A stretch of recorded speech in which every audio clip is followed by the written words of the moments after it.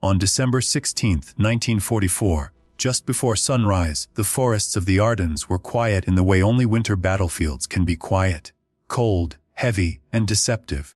American soldiers posted in foxholes and scattered villages believed they were holding a rest sector, a calm stretch of front line where worn-out units could recover. Many were inexperienced replacements. Some divisions were under strength. And almost everyone believed the same thing. If the Germans attacked again, it wouldn't be here, but in the darkness beyond the trees. That assumption was about to collapse. Because along an 80-mile front, the German army had assembled a force meant to change the war in the West.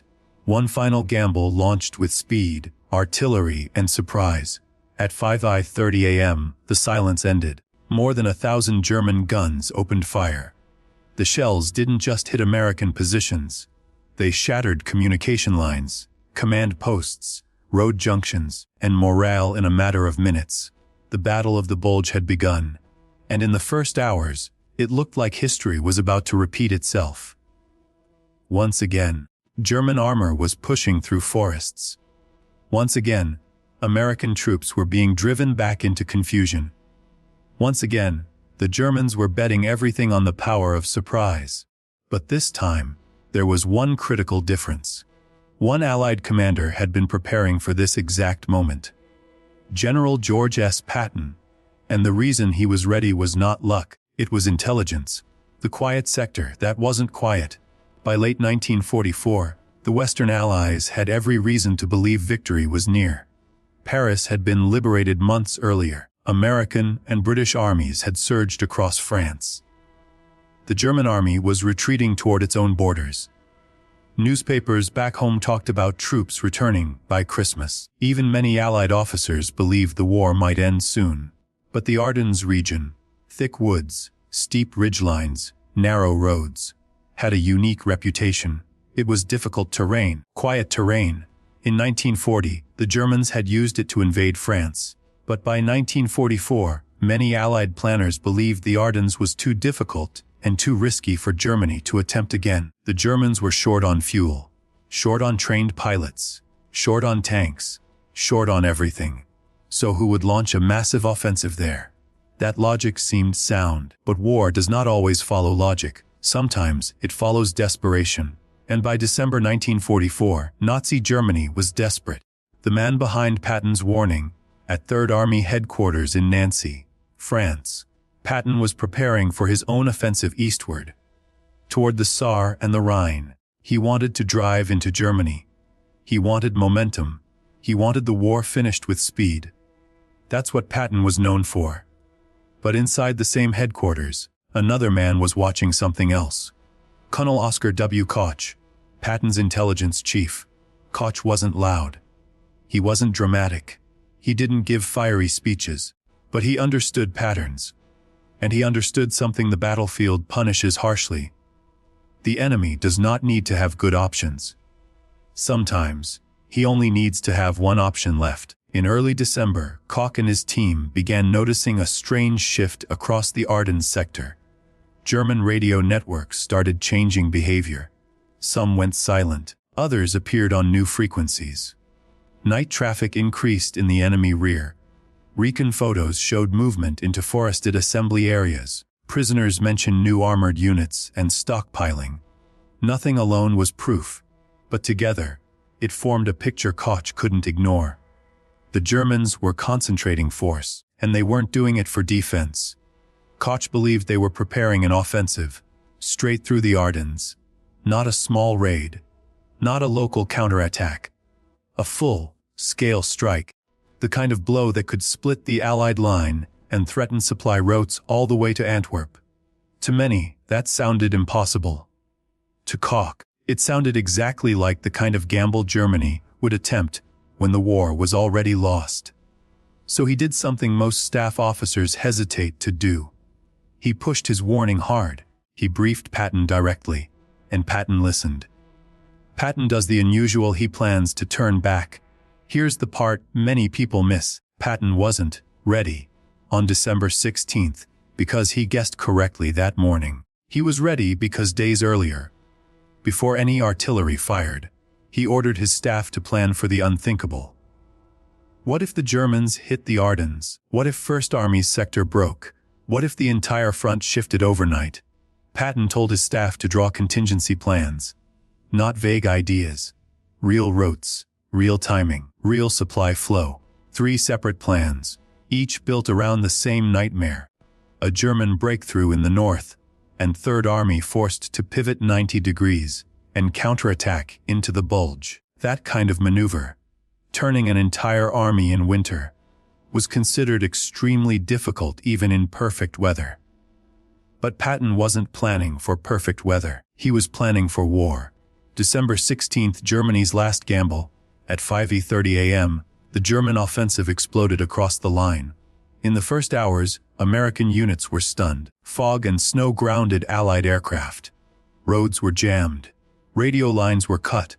Some headquarters were simply swallowed by the attack. German forces poured forward with infantry, armor, and artillery in a storm of movement. The plan was bold. Break through the Ardennes, cross the Meuse, drive toward Antwerp, split the British and American armies, force negotiations. It was not a plan built for long-term success. It was built for shock, for speed, for chaos, for one moment of Allied collapse. And in the early days, it nearly worked. The crisis meeting by December 19th, the situation was serious enough that Allied commanders met urgently. The German Bulge in the line was growing, and a key town in the center of the Ardennes was becoming the battlefield's heart. Bastogne. Bastogne wasn't famous because it was large. It was famous because it was a crossroads. Whoever controlled Bastogne controlled the roads needed to move supplies, tanks, and reinforcements through the region. German forces moved to surround it. American units inside prepared to hold. At the Allied meeting, commanders discussed the problem. How fast could they respond? How long would it take to move major forces? Some believed it could take a week or more. Then Patton spoke, and his answer stunned the room. He said he could attack north in 48 hours. Not with 1 unit, with 3 divisions. The reaction was disbelief, because that kind of movement, under snow, traffic, and chaos, was considered impossible. But Patton's staff had already done the work. The routes had been mapped, the timelines calculated, the fuel estimates prepared, because Koch's warning had been taken seriously. Patton wasn't improvising. He was executing. The 90-degree turn, and so Third Army turned. Imagine what that means. Thousands of vehicles. Tanks, trucks, artillery, ambulances, supply convoys already committed eastward now rerouted north. Units disengaging from enemy contact, pivoting and attacking again. All in winter.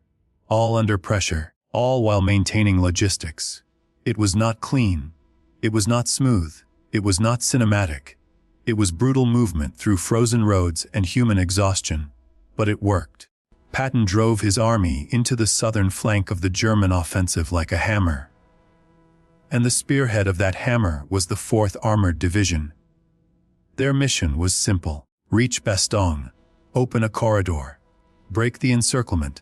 Bastogne, the moment that changed everything. By December 20th, Bastogne was surrounded. American defenders, especially elements of the 101st Airborne, held in freezing conditions with limited supplies. German attacks hit again and again. The Americans refused to break. They bought time, and time is what Patton needed. On December 26, 1944, the lead elements of the 4th Armored Division reached Bastogne. The corridor opened. The siege was broken, and once Bastogne remained in Allied hands, the German timetable collapsed. Because the German plan depended on speed, and speed was the one thing they lost. Soon, their fuel ran out. Their armor stalled, and the weather cleared. Allied aircraft returned to the sky and began tearing up German columns trapped on narrow roads. By January 1945, the Bulge was shrinking. Hitler's last offensive in the West had failed. The real lesson: war is won before the shooting starts. The Battle of the Bulge became the largest and bloodiest battle fought by the United States Army in World War II. American casualties were enormous. Tens of thousands wounded, thousands killed, It was a battle paid for by infantrymen freezing in foxholes, by tank crews fighting through villages, and by medics working under artillery fire. But it was also shaped by something less visible: preparation, pattern recognition, and one intelligence officer who refused to accept the comfortable story everyone wanted to believe. Oscar W. Koch didn't win the battle alone, but his warning helped make sure one army wasn't shocked into paralysis. It helped ensure that when the German attack came, at least one command structure was thinking clearly, and Patton, despite his reputation for instinct and aggression, proved something important: the fastest commander is often the one who plans hardest. Ending after the war, Koch's name never became famous. He didn't become a Hollywood legend, but he helped shape American military intelligence training after 1945, teaching a generation of officers how to see what others miss. And Patton's rapid pivot remains one of the most remarkable operational maneuvers of the entire war. Because in the Ardennes, speed was not just movement. Speed was survival. Speed was decision. Speed was the difference between chaos and recovery. On December 16, 1944, Germany tried one last time to change the war. But in Nancy, one man had already drawn arrows on a map and prepared to turn. That man was Patton, and the warning that started it all came from Oscar W. Koch. If this story changed how you understand the Battle of the Bulge, drop your thoughts in the comments, and subscribe for more true war stories and forgotten history from the battlefield.